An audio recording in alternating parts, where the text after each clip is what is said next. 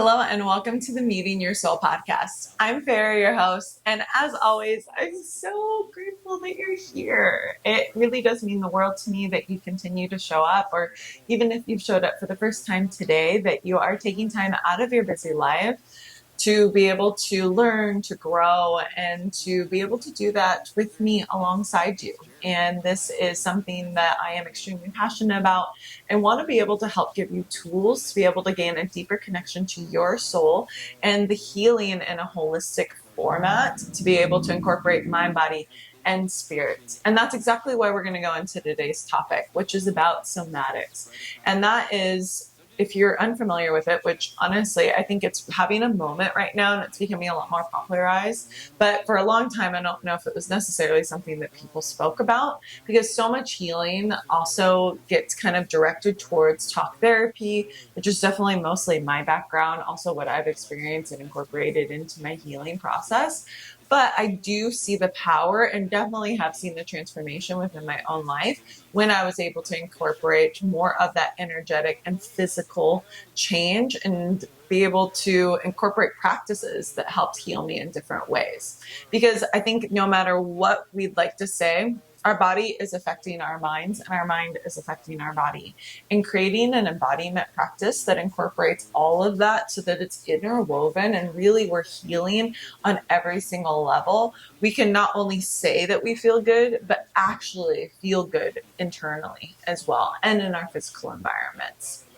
So when you think about somatics, which is actually rooted from the Greek word soma, which means the living body and wholeness, it's really how we kind of reflect what we're feeling on the inside in our external environment. And if you think about if you're hunched over kind of like at a desk all day and your chest is caved in and you're kind of like your shoulders are drooping down, like, are you really feeling completely confident and energetic and like jazzed about life?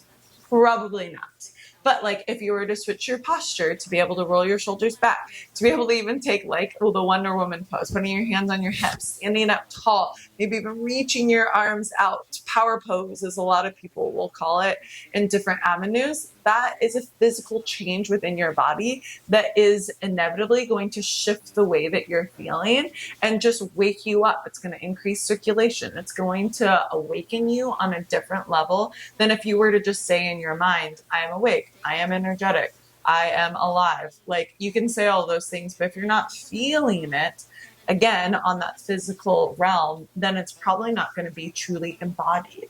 And that's why we're incorporating somatics a lot more into therapy and a lot more into different avenues for people to be able to recognize how they're living day in and day out in a more holistic sense. And thoughts can really only take us so far, right? And when our thoughts maybe lose out to the pressure of what our external environment is producing for us in that moment, it's easy for us to fall back into habitual patterns and ways that we've lived before. But the body cannot lie. We cannot deny what our body is feeling in this moment. We cannot ignore pain. It's a very valuable input and a stimulus for us to be able to invoke change, right? When we're in pain, we try to go above and beyond to be able to reduce that. Well, there's a lot of people out in this world that live in continued stress and aches and pains, and that's just like their daily life. But can you really allow yourself to feel joy while still having those aches and pains? And yes, we can, but if there's a way for us to heal ourselves even through those parts of those physical ailments, how much more embodied and joyful could we be? Right? And to be able to think about you're changing your state, you're changing your body, and then you're able to really change yourself in a more cohesive and collaborative way. We're more receptive to what's going on within us. And then we're also more connected to our intuition. We're more connected into our bodies. We're more connected into the present moment. And when we're more connected into our bodies in the present moment, the more that we can show up fully in everything that we do. It's so easy to disassociate. And I feel like For a lot of people, that can also just be especially if you've experienced trauma within your childhood or even within your life, the point of disengaging, turning that connection from mind and body apart was a survival mechanism for a lot of people. And so to be able to turn that on can be very painful and super scary too. So I want to acknowledge that this isn't necessarily something that we want to bypass, that there might be reasons why you're not connecting to your body. There could be a million and one reasons why. But to be able to open that gate, to be able to even just open the door a little bit to peek in and to be able to slowly introduce some practices might be an excellent way for you to get started, or to be able to work with a somatic therapist. And actually later this week, I'm going to be chatting with my friend Kobe, who's a phenomenal somatic therapist and does a lot of transformative touch and incorporates a few different exercises and techniques. And she'll go into more detail about what she does and how she can help aid people in their healing journey. But again, it's all about finding the resources that resonate with you, that serve you, to be able to create this holistic practice in order to be able to transform, again, from mind, body, and spirit.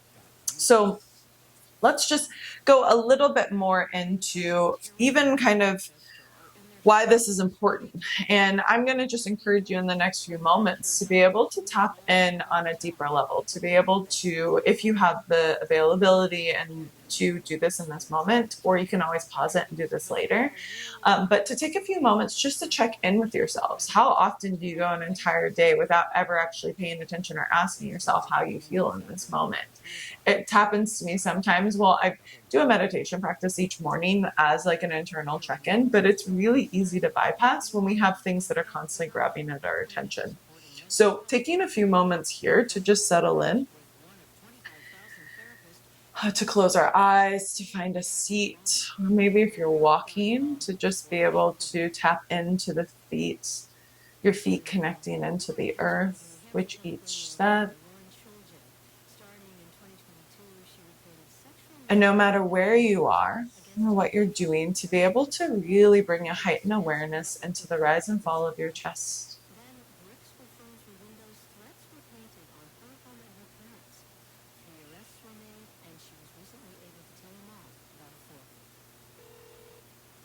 Maybe hear the subtle sound of your exhale as you breathe out.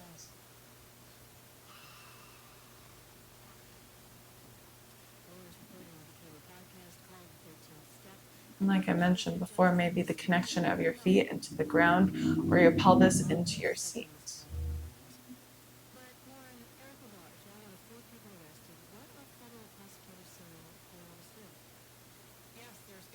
Grow a little bit taller within your spine. Allow your navel to draw in, supporting you here in this position, no matter where you are, standing or sitting. And then tune in. Ask yourself, how do I feel in this moment? Scanning yourself from head to toe.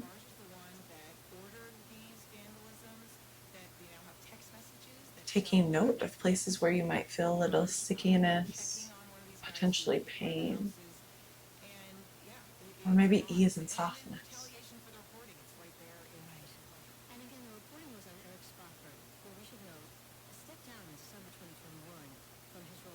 Collecting that data, soaking it all up.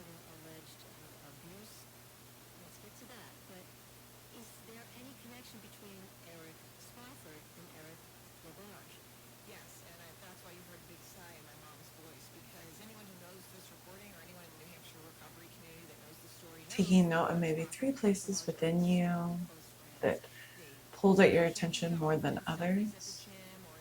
And again, this is without judgment or expectations. It's just really, again, it's the observation, it's the awareness.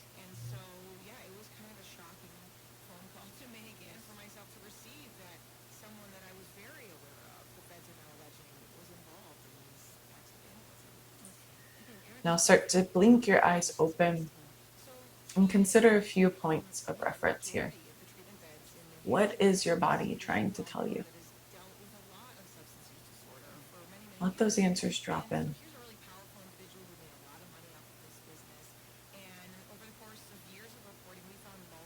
Where do you feel contracted, disconnected, or numb?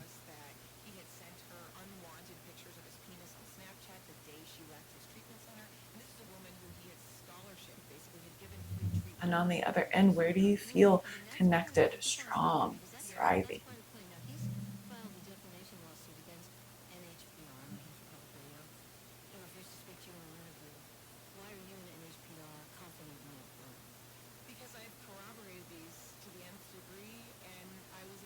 And if you have a piece of paper and you want to take a couple notes down, feel free to do so, or even pop out your phone and be able to just jot down a few things that really jumped out at you, that stood out to you within this practice.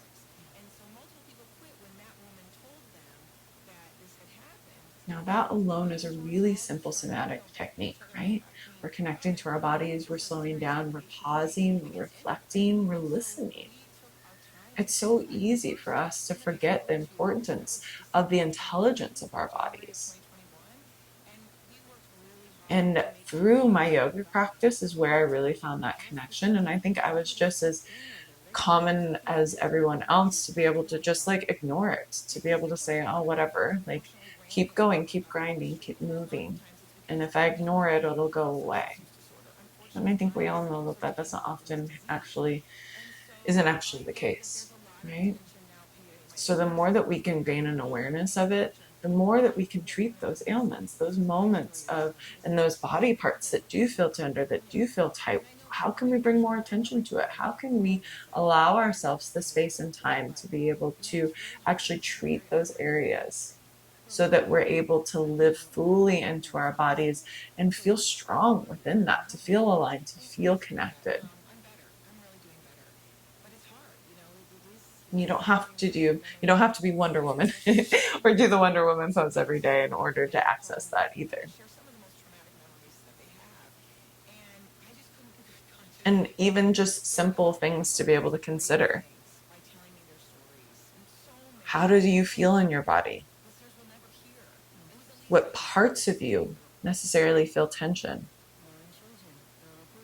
Where do you feel the most connected?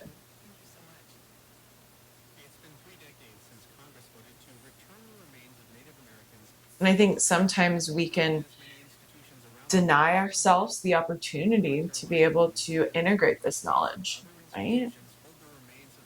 Considering it, does my throat feel tight? Does my neck feel tender? Well, an excellent type of somatic exercise to be able to open up our throat chakra is singing, humming, speaking out loud, screaming sometimes, allowing this energetic center in order to be activated.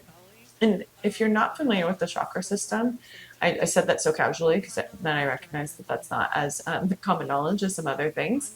And so the chakra system is actually 7 energetic centers, or there's over 100 chakras within the body, but there are 7 main points along your spine from your root to your crown. And each one of those is actually connected to feelings and opportunities to be able to come into more balance, the balanced state.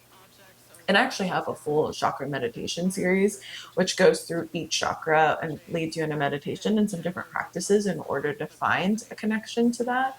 And if you're curious about that, check out my website and you can find out more details to it. But I think that there's different points that we can find that connection, and also recognize that sometimes the feelings that we're experiencing, or even some pain that we're experiencing, could be connected to a blocked energetic center. And this is connected to the Vedas. It's been around for thousands of years.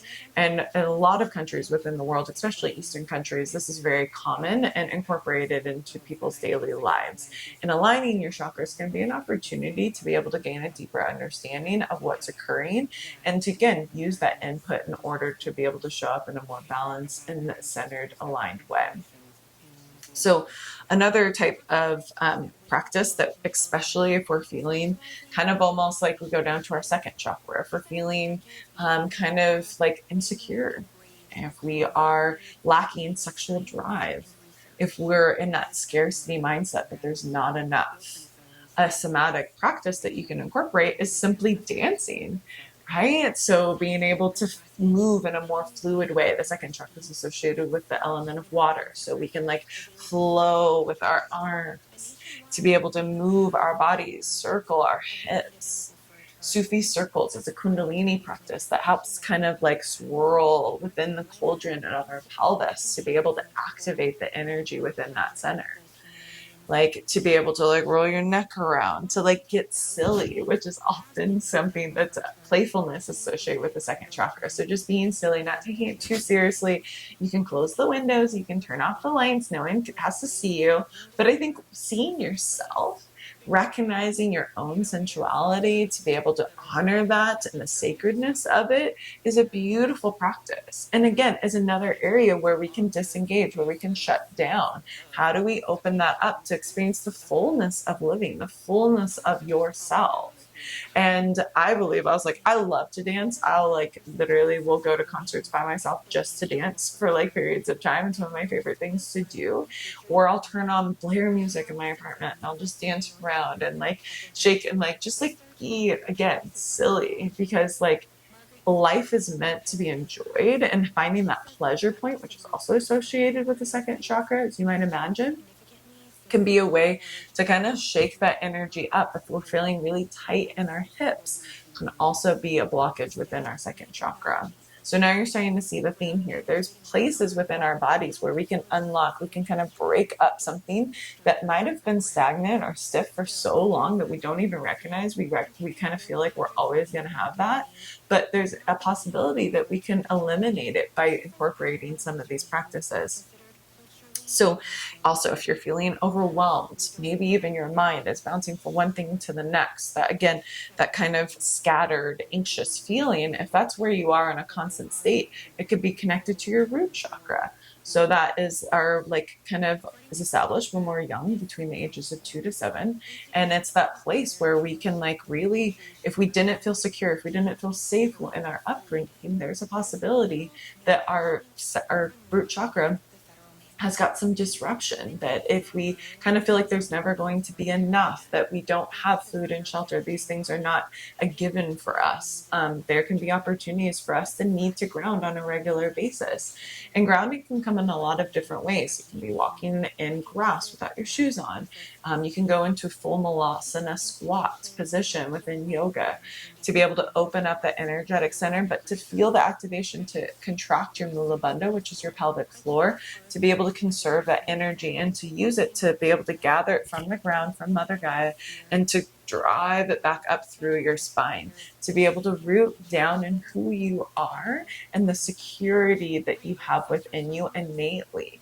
You do have enough. You are safe. You are in a secured environment. Hopefully you are, you know, and then that translates to how we show up. If we're constantly feeling anxious, if we're, you know, feeling like, you know, the rug's going to be like pulled from underneath us at any moment in time, it could possibly stem from all of these things. Again, they're all interwoven within each other. And sometimes we dismiss it as like, oh, I'm just being crazy, or I'm just like thinking about things too much. No, no, no, no. Like there's a reason why you feel that, acknowledging it, and then, but healing from it, to be able to recognize it and then say like, okay, what can I do in order to shake this pattern? How do I change my thoughts? Well, maybe it's changing how you live within your body, within yourself, within this moment.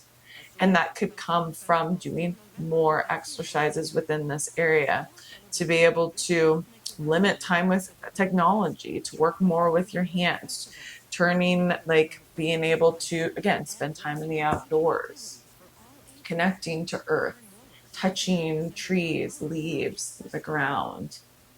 You know, we all have access to this. It can be really simple, but can be ways that we help integrate these practices, and then noticing the shifts and the changes that occur within us. Another great one for if you're feeling stressed or overwhelmed is simply connecting to your breath. Being able to watch the rise and fall, similar to what we started at the beginning of this particular episode, but then maybe starting each day with a 4-count breath exercise. I also have that available. I do 21 days of mindfulness, and I teach a super simple breathing in for 4 counts, breathing out for 4 counts, but in a more guided way. Like those big belly breathings that often gets taught within like therapy classes and therapy sessions. And it's because it's effective. It turns on our parasympathetic nervous system. It reminds us that we're safe, that we're able to relax. And then we go and enter into our day from that more relaxed state of mind. And that way, when we're triggered, when we have the stimulus outside of us that helps kind of shake us up, then we're able to reconnect. We're able to respond from a more conscious place instead of a more reactive stress point of view. Like when we're in fight or flight mode, our limbic system is just like on fire. Our amygdala is like firing off constantly. And we truly feel like we are not we're not safe. We're in danger.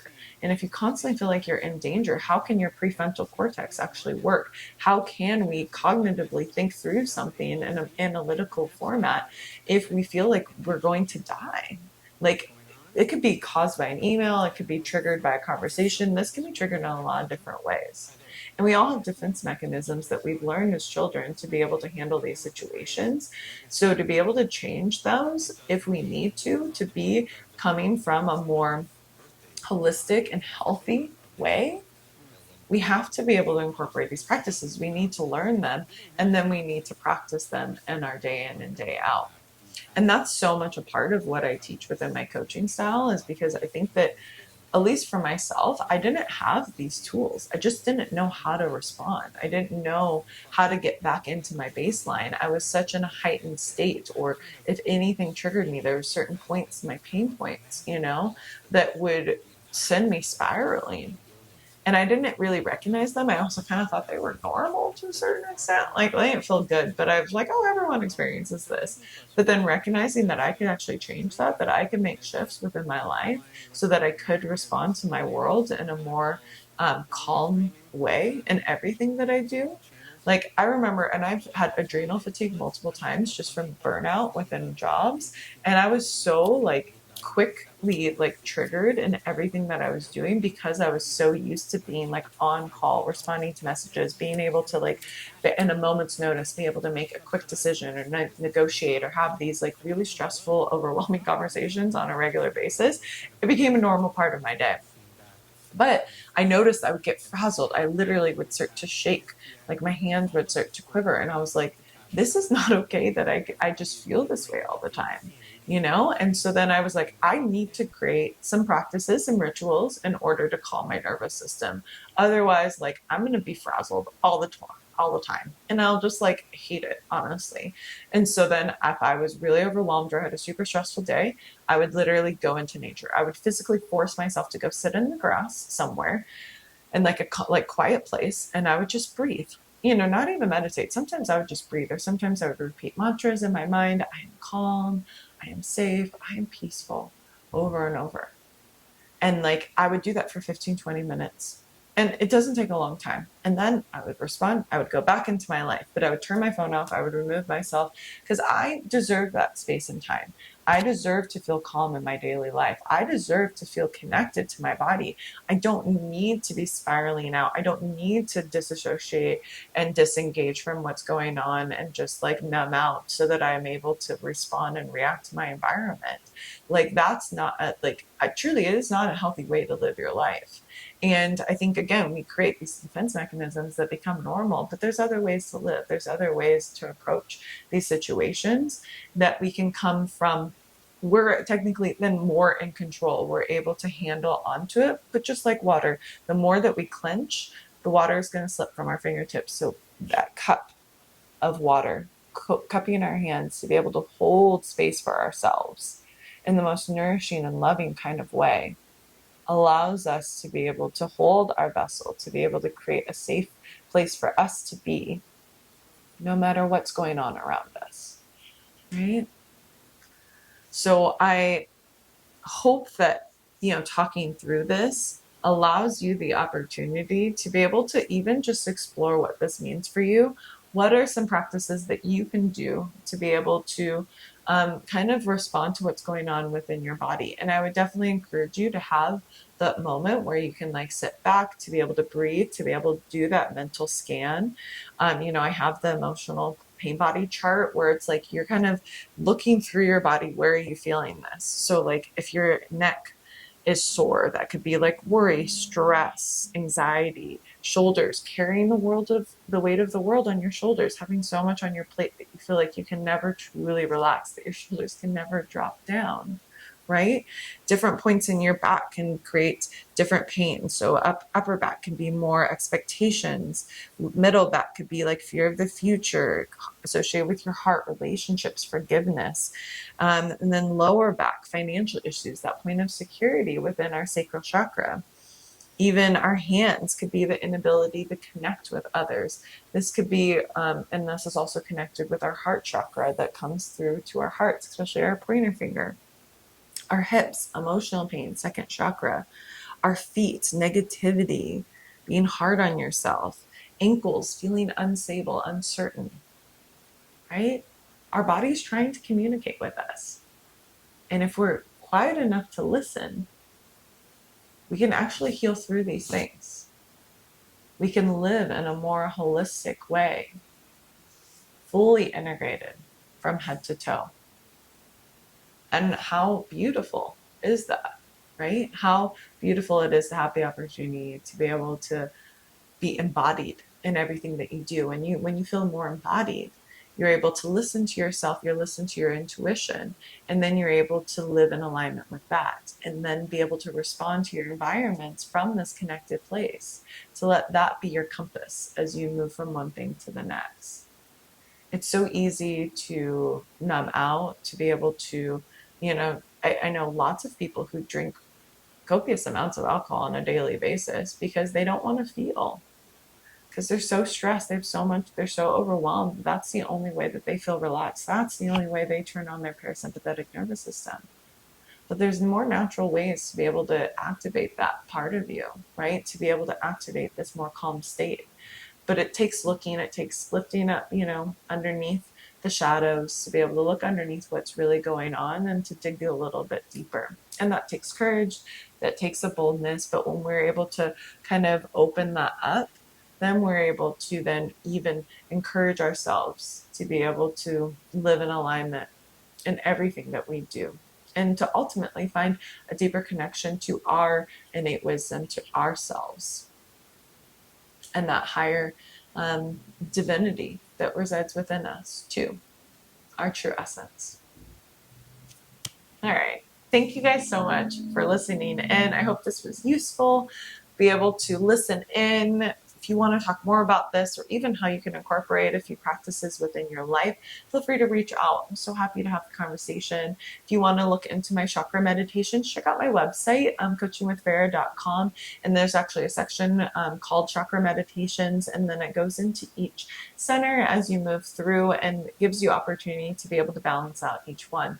And it's $22 for all of them. So definitely not expensive. It's pretty affordable. And if you're listening to this podcast, I will give you 50% off, and just type in Meeting Your Soul Pod, and you'll get 50% off for the chakra meditations. Okay. And follow me on the gram at Ferrachino, FERRAHCHINO. And I'll see you this Thursday. I'm going to start releasing 2 episodes a week, one for a solo episode, and then the next one will be with a guest. And I'll be chatting with Kobe as we talk about Jin Shin Jitsu, which is a type of energetic healing, and also how her somatic practices have influenced her life, and to be able to allow her to live in a more holistic way as she lives with a chronic illness and pain on a regular basis. So I will talk to you soon. Peace out, everyone. Love you.